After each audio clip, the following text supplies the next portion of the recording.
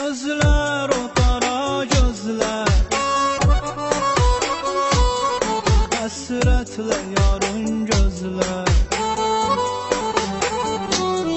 Gözlər, o qara gözlər, həsrətlə yarın gözlər. Biri kimsəyə meyl etməz öz aşıqini. Ekskluziv olarak den.az sayfasında.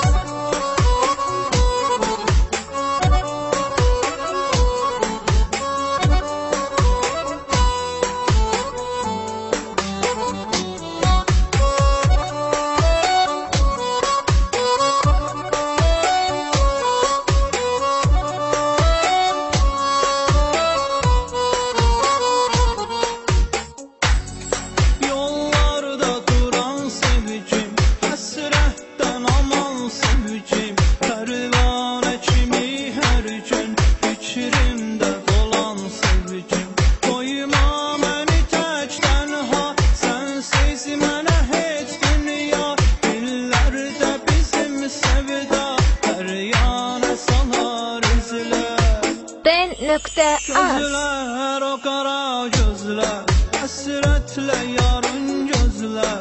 Biri kimsəyə meyl etməz öz aşiqini gözlər. Gözlər, o qara gözlər, həsrətlə yarın gözlər. Biri kimsəyə meyl etməz öz aşiqini gözlər, öz aşiqini gözlər.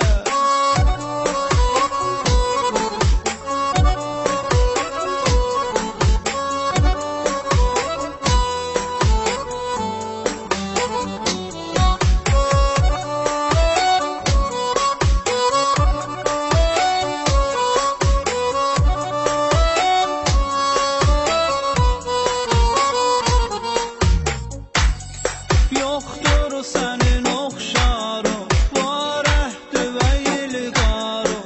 Hər gün gözü yollarda, həsrət çəkən o yarın. Gözü yaşı yağışlardır, hər damla naxışlardır. İrani baxışlardır, izhar eləyən sözlər. Gözlər, o qara gözlər, həsrətlə yarın gözlər. Biri kimsəyə meyl etməz öz aşiqini gözlər.